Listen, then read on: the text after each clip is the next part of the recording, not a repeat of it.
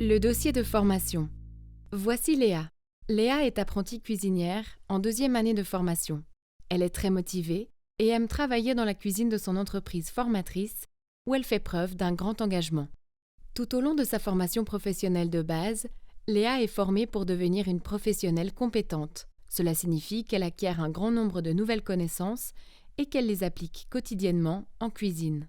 Confrontée à tant de nouveautés, elle pourrait aisément perdre le nord. C'est pourquoi elle établit un dossier de formation afin de documenter son apprentissage. Ainsi, elle peut récapituler les nouvelles techniques de travail apprises et se pencher sur les acquis, mais aussi sur ce qui s'est moins bien passé et nécessite donc d'être amélioré. Comme dans de nombreuses autres professions, Léa est autorisée à consulter son dossier de formation lors de l'examen pratique final. Par conséquent, lors de la procédure de qualification, elle a accès à l'ensemble du contenu qu'elle a consigné consciencieusement. Constituer un dossier de formation consiste à rédiger des rapports d'apprentissage sur tous les travaux importants pour la profession. Par exemple, Léa souhaite détailler la réalisation de son premier flan caramel qui s'est avéré être une réussite. Afin de documenter cette activité de manière structurée, Léa applique la méthode des 6 étapes.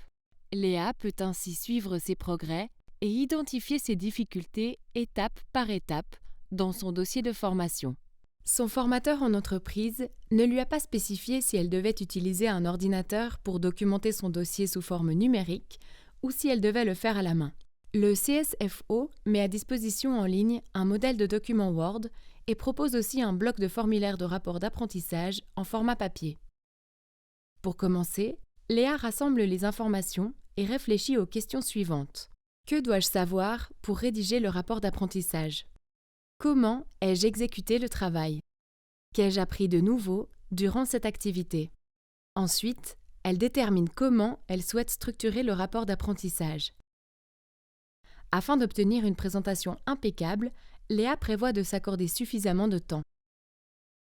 Arrivée à la 3e étape, Léa décide d'utiliser l'ordinateur pour documenter la préparation du flan caramel.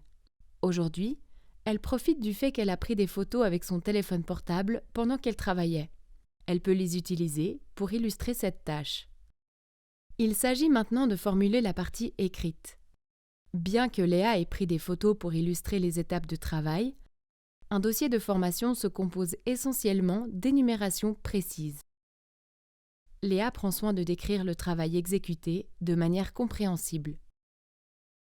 Une fois le rapport d'apprentissage rédigé, Léa relit son contenu très soigneusement. Les quantités d'ingrédients sont-elles correctes ? Ai-je décrit correctement les différentes étapes de travail ? Ai-je utilisé correctement la terminologie technique ? Léa consacre du temps à la relecture de son compte-rendu. La dernière étape requiert la conduite d'une autoréflexion, c'est-à-dire de vérifier l'exactitude de son travail. La composition de bons rapports d'apprentissage nécessite de la pratique. Pour améliorer sa manière de documenter, Léa réfléchit à ce qu'elle pourrait perfectionner lorsqu'elle constituera un prochain rapport d'apprentissage. Le dossier de formation sert souvent de base pour le rapport de formation. Grâce au dossier de formation, le formateur a une vue d'ensemble du déroulement de la formation et peut reconnaître la motivation et l'intérêt pour le métier dont fait preuve la personne en formation. Entre-temps, Léa est sur le point de passer son examen final. Heureusement, elle a documenté bon nombre de ses tâches exactement comme elle l'avait fait lors de la réalisation de la crème renversée au caramel. Elle dispose aujourd'hui d'une vaste collection de rapports dans lesquels elle a décrit les différentes techniques de travail apprises.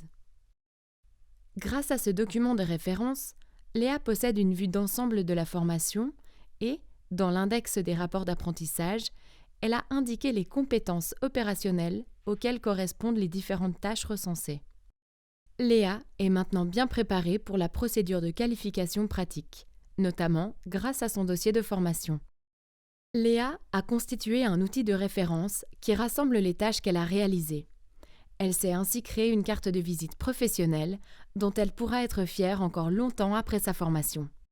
Dans cette vidéo explicative, nous avons présenté le dossier de formation générique du CSFO, voir www.pef.formationprof.ch.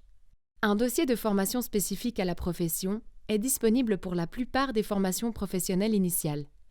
Des informations complémentaires peuvent être obtenues auprès de l'entreprise formatrice, des cours interentreprises ou de l'école professionnelle.